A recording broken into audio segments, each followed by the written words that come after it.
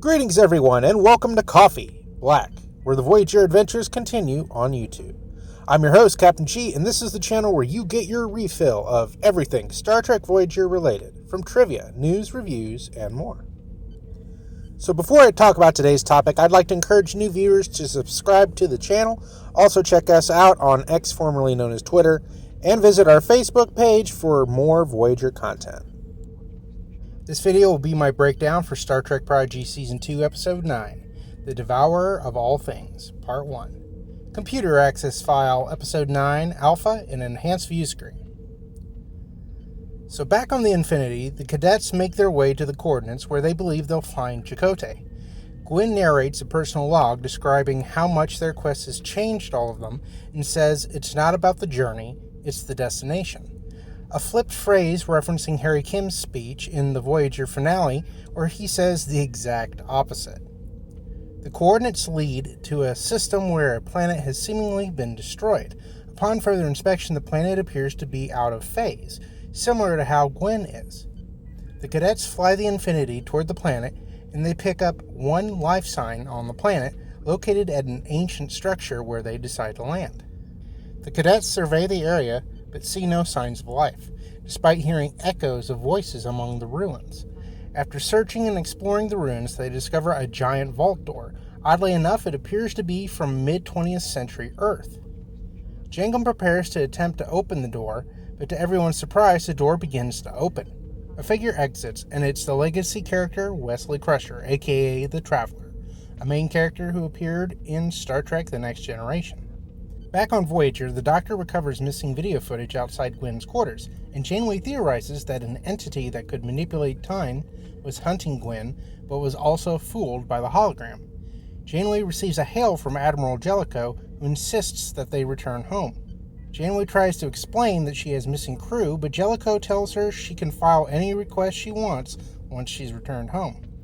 Janeway boldly tells Jellicoe that she has 3 rules. Keep your shirt tucked in, go down with the ship, and never abandon a member of your crew. These are the exact words Janeway shares with a young Naomi Wildman in the Voyager 2-part episode Dark Frontier. Janeway fakes communication interference and ends the conference with Jellicoe. Janeway then gives the order for Voyager to enter the transwarp conduit.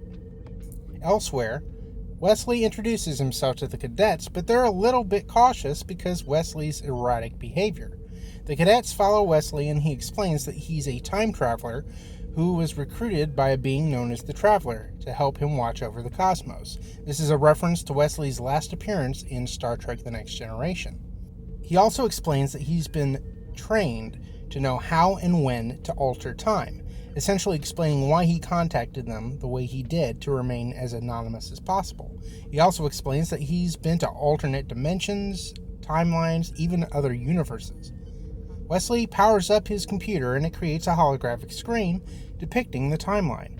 He references the Prime Universe, the Mirror Universe, which appeared in episodes of the original series Deep Space Nine, Enterprise, and Star Trek Discovery.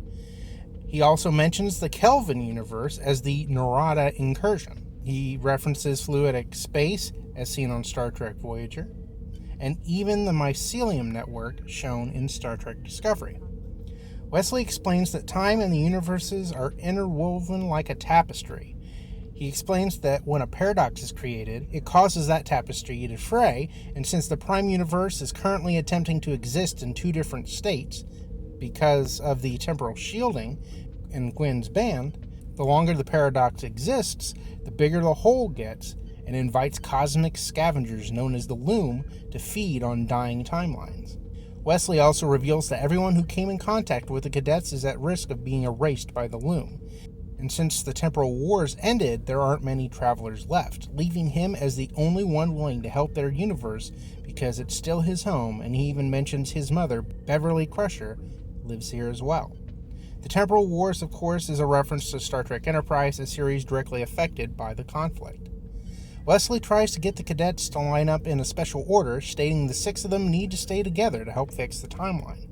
Suddenly, echoes of the creatures are heard, and time stops, leaving only Gwyn and Wesley aware that time has been frozen. Wesley and Gwyn run through the ruins, evading the Loom creatures.